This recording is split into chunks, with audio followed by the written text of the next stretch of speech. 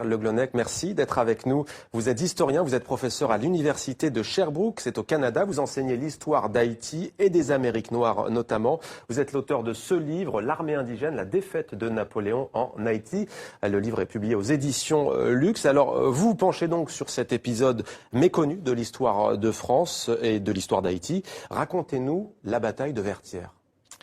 La tâche est impossible. L'histoire de la bataille a été racontée par le plus grand historien haïtien du XIXe siècle, Thomas Madiou, à la façon romantique, à la façon Michelet. Et Madiou a alors tout dit. Je ne suis pas sûr qu'il s'est appuyé sur des sources, mais il a tout dit. Finalement, le 18 novembre 1803, c'est vraiment l'acte final de la guerre d'indépendance. Et la bataille, la toute dernière bataille, dure environ 11 heures. Elle commence vers 6 heures du matin. Elle se termine à 5 heures par un orage providentiel. On peut imaginer que cet orage est un signe des dieux vaudous peut-être, qui accompagnent, qui chevauchent les héros de l'armée que l'on appelle l'armée indigène. L'armée de libération haïtienne est dirigée par le général Jean-Jacques Dessalines, et on l'appelle donc armée indigène ou armée des Incas, ça dépend des expressions.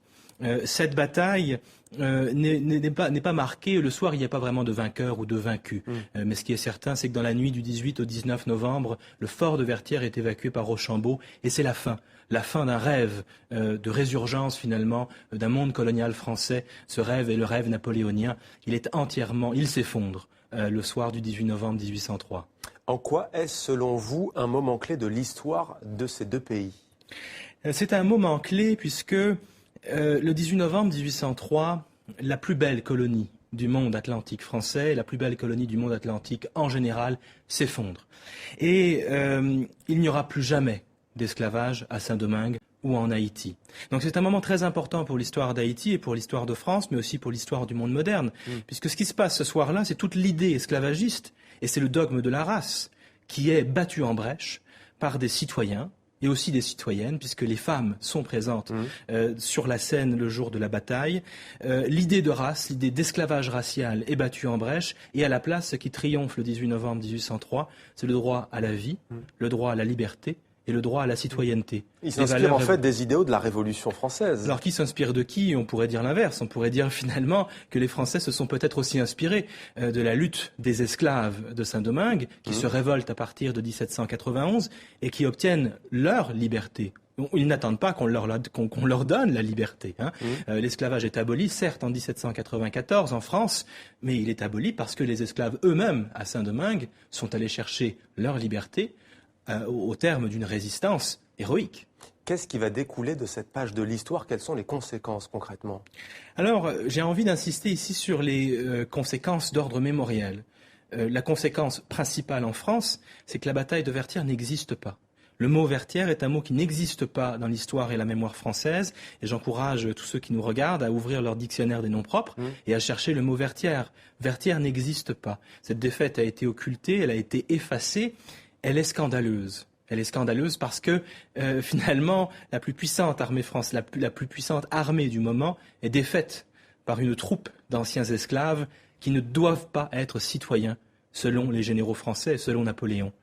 Vous parlez aussi dans votre livre de l'élite au pouvoir en Haïti qui, elle aussi, a voulu quelque part masquer cet épisode de l'histoire. Expliquez-nous. Alors c'est une longue histoire, mais dans les faits, en effet, la bataille de Vertières n'est pas commémorée en Haïti avant les années 1930 environ. Ce qui se passe au XIXe siècle, c'est qu'il y a une lutte de pouvoir entre les différents chefs d'État haïtiens qui cherchent d'abord à cultiver leur propre culte. Donc évidemment, vous comprendrez bien qu'il est difficile de faire une place à des héros ordinaires comme les héros de la toute dernière bataille de la guerre d'indépendance si tous les chefs d'État cherchent d'abord à entrer eux-mêmes dans le panthéon haïtien. Au XXe siècle, Vertières commence à être reconnu comme un moment important dans l'histoire d'Haïti à la faveur de l'occupation américaine du pays. À partir du moment où il y a un nouvel occupant, eh bien, on ressort les héros de Vertières du placard historique et mobiliser c'est ça, pour mobiliser. Mais Vertières est un symbole de résistance populaire, encore aujourd'hui en Haïti. Alors justement, beaucoup d'Haïtiens ont connaissance de cette histoire et ils pensent, et pas seulement d'ailleurs les Haïtiens, que ce pays continue de payer aujourd'hui le prix de son indépendance. Est-ce que c'est un sentiment que vous partagez, vous qui travaillez sur cette page de l'histoire? Certainement, certainement. Vertières est un moment scandaleux. Si le 18 novembre 1803 n'existe pas dans le calendrier français, alors que c'est un moment d'histoire de France, c'est qu'il se passe là quelque chose d'impensable. Et qu'est-ce qui est impensable? C'est le renversement de la relation esclavagiste. Première République noire? Première République noire, mais ça va bien au-delà. Le 18 novembre 1803, les maîtres deviennent les esclaves et les esclaves deviennent les maîtres. C'est impensable. C'est bien pire qu'une défaite à Waterloo ou en Russie. Alors voilà en grande partie pourquoi cette bataille continue à être occultée. Jean-Pierre Le Glonec, l'armée indigène, la défaite de Napoléon en Haïti, à lire absolument si vous êtes passionné d'histoire et si vous voulez connaître une partie de l'histoire de France et d'Haïti. Merci à vous d'avoir témoigné dans